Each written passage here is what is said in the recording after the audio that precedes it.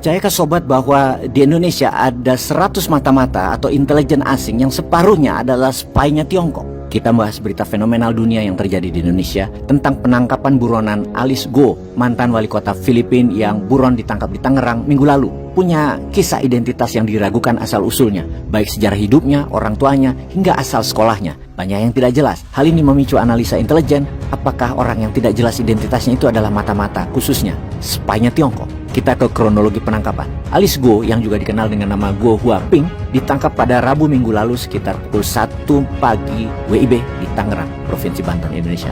Go diduga terlibat dalam berbagai kegiatan ilegal terkait operasi operator permainan lepas pantai Filipina, Pogo, di Bamban, yang memicu penyelidikan dan pemberhentian dirinya sebagai wali kota. Pada Juli 2024, Go yang dipecat dari jabatannya sebagai wali kota Bamban di Provinsi Tarlac dan keluarganya dilaporkan meninggalkan Filipina. Pertama ke Malaysia, kemudian dilanjutkan ke Singapura hingga akhirnya tiba di Indonesia pada Agustus dengan menggunakan paspor Filipina.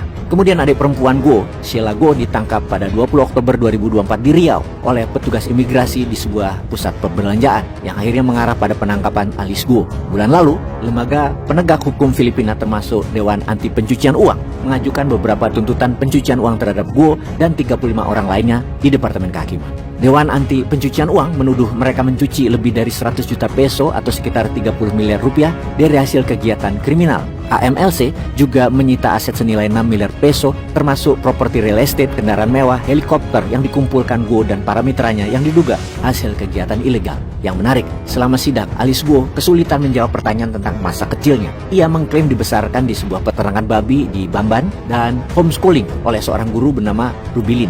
Namun rekaman pendidikan yang ditemukan tampaknya tidak sesuai dengan klaimnya. Komisi Pemilihan Filipina juga menemukan bahwa sidik jari pada catatan pemilihannya cocok dengan sidik jari seorang warga negara Tiongkok. Dari sinilah otoritas pertahanan Filipina mengetahui Alice Go, mantan pejabat wali kota Filipina yang buron ditangkap di Tangerang, ternyata mata-mata Tiongkok. Pengadilan Filipina berhasil membongkar ketidakjelasan asal-usulnya. Kisah perjalanan Alice Go sampai jadi wali kota Filipina makin memperjelas bahwa Alice Go adalah mata-mata negara Tiongkok yang dipakai untuk menguasai Filipina lewat politik dengan menguasai jabatan pemerintahan dari wali kota dan kemungkinan akan diorbitkan ke jabatan yang lebih tinggi lagi. Untuk membiayai kampanyenya sampai berhasil jadi wali kota, Alice Go menjalankan bisnis gelap seperti narkoba, perdagangan manusia, judi online, kejahatan perbankan, menyelewengkan anggaran negara, pengalihan aset negara ke swasta, dan lain sebagainya. Dari hasil bisnis gelapnya dipakai untuk membeli kesetiaan aparat polisi, menyogok parpol, menyogok lembaga negara, dan membiayai kampanye dengan money politik untuk membeli suara rakyat agar bisa menduduki jabatan wali kota Bamban di Filipina.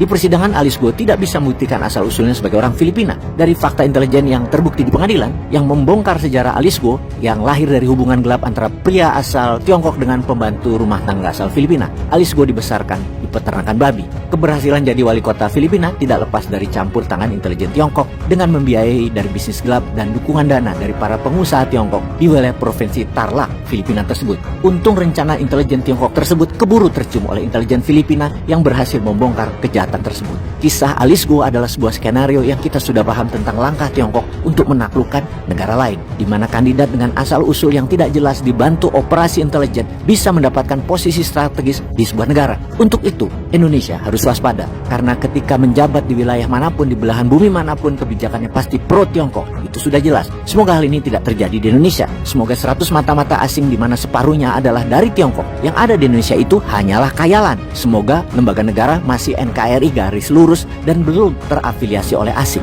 Amin. Peace.